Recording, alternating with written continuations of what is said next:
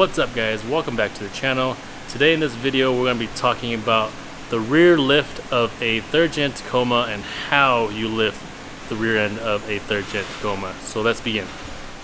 So in the 3rd gen Tacoma, just like the 2nd gen Tacoma, they both have what you call a leaf pack in the rear.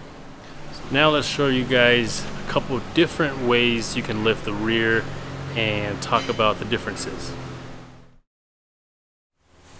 This is the added leaf that we're going to be using on this vehicle here. This is made by Deaver. This will give us a 1.5 inch lift. So what we're doing now, we're compressing the factory leaf pack so that way we can add the added leaf in there to get the lift out of it. So here's what it looks like once that added leaf is installed. You can see right there that clean new leaf right above the very bottom one.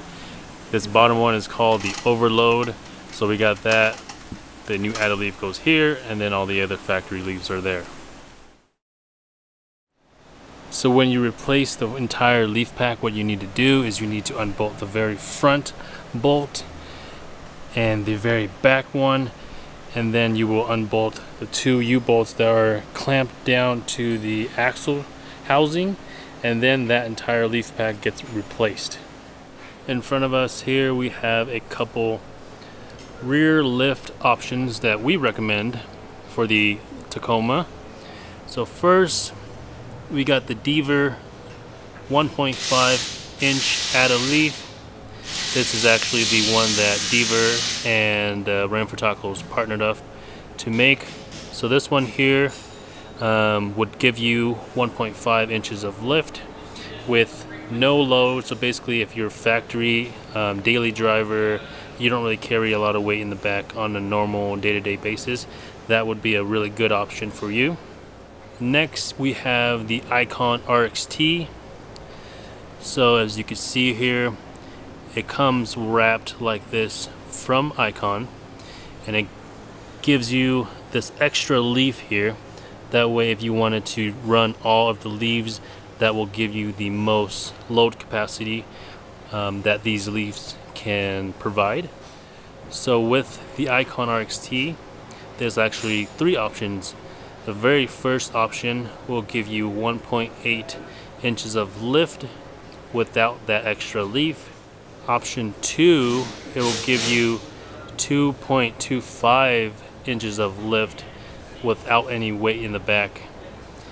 But if you do have weight in the back around 200 pounds, you're going to get 1.75 inches of lift. And then with the very last option, it will give you 2.6 inches of lift with no weight in the back. But if you have 600 pounds in the back, it will give you 1.1 inches of lift. Or if you have 1,200 pounds, it'll give you 0.1 inches of lift. So basically if you have 1,200 pounds, you'll be basically at factory height. So when I mentioned those options, Icon, when you purchase these, they will give you a little diagram to tell you where to put the leaves to get the 3 options from that. Nice thing about these is you will get the bushings and the hardware with the RXT. Lastly, we got the Deaver stage 1, 2, and 3. So as you can see here, that one is a lot beefier than the Icon, just because this one is made to hold more weight in the bed. So with the stage 1, you're going to be able to hold up to 300 pounds and maintain a 2-inch lift.